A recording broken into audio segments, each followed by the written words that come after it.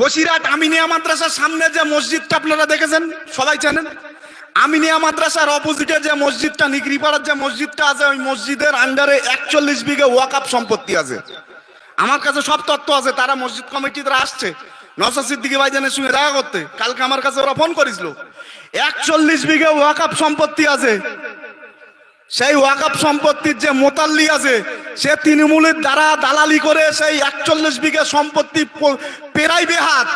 তার মধ্যে 28 শতক সম্পত্তি ওই মসজিদের অপোজিটে, ওই যে গ্রামটা আছে, ওই গ্রামের ভিতরে 28 শতক সম্পত্তি এখনো পর্যন্ত ওই মসজিদের আন্ডারে ছিল, মসজিদের দখলে ছিল। সেই সম্পত্তিটাও ওখানকার স্থানীয় তৃণমূলের নেতৃত্বে ওই সম্পত্তিটার ওপরে আবার বিল্ডিং করার জন্য ভিত করেছিল। ওখানে মসজিদ কমিটির যারা আছে, বিশেষ করে আপনারা চিনবেন যে রিয়াজ হোটেল যারা আছে, ওই আশপাশটার লোকজন তার প্রতিবাদ জানিয়ে বসিরহাটে এসপির সঙ্গে বসে, বসিরহাট থানার সঙ্গে বসে সেই কাজ এখন স্থগিত করা আছে। তাদের বক্তব্য, ভাই আমরা বসিরহাট টাউনের ওপরে রাজনীতি এখনো করতে যাইনি। আমরা বসিরহাট দক্ষিণ বিধানসভা বিভিন্ন পঞ্চায়েতে আমরা রাজনীতি করেছি, পৌরসভায় এখনো আমরা রাজনীতি করতে পারিনি। একদম পরিষ্কার জিনিস বলছি। আমরা ওই লোকগুলো পরিষ্কারভাবে বুঝে গিয়েছে। আমার কালকে ফোন করে বলছে, ভাই পশ্চিমবাংলায় যদি কোনোদিন এই পিছিয়ে পড়া মানুষের জন্য, ওয়াকফের জন্য যদি কোনো নেতৃত্ব যদি প্রতিবাদ করে থাকে, একমাত্র তার নাম নওশাদ সিদ্দিকী। নওশাদ সিদ্দিকীর ওপরে আমার আস্থা আছে।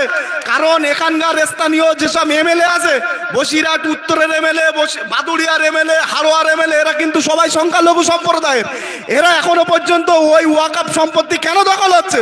এবং ওই 12 নম্বর ওয়ার্ডের যিনি কাউন্সিলর আছে, সেও মুসলমান।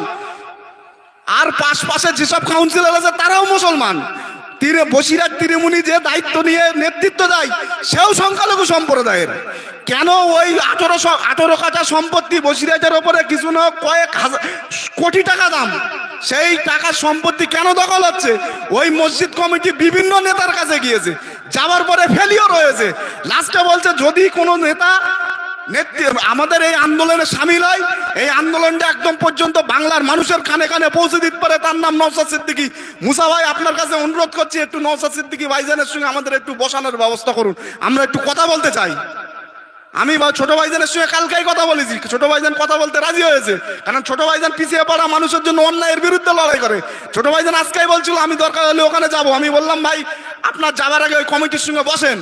ওরা এসপি থেকে শুরু করে, এসডিও থেকে শুরু করে ডিএম পর্যন্ত এবং নওশাদ সিদ্দিকী ভাইজানকে চিঠি করেছে। আজকে ওনারা আসবেন, নওশাদ সিদ্দিকী ভাইজান ও বিষয়ে কথা বলবেন। আমি আপনাদেরকে জানিয়ে রাখছি, ওয়াকফ সম্পত্তি কিন্তু কারোর বাপের পৈতৃক সম্পত্তি নয়। ওয়াকফ সম্পত্তি আমাদের বাপদাদাদের রেখে যাওয়া সম্পত্তি।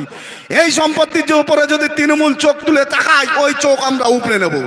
বসিরহাটে আগামী দিনে আমরা কিন্তু কয়েক হাজার লোক নিয়ে ওই সম্পত্তি দখল করব এবং ওই মসজিদের নামে যত সম্পত্তি আছে, সাথে সাথে বসিরহাটে যত সম্পত্তি বেদখল হয়ে আছে, আমরা কিন্তু 26-এর পরে প্রত্যেকটা সম্পত্তি তাদের কাছে টেনে হিস্ট্রি নিয়ে আমরা সেই সম্পত্তি ফেরত করাবো। এই বলে আমার বক্তব্য শেষ করছি। ইন্ডিয়ান সেকুলার ফ্রন্ট জিন্দাবাদ।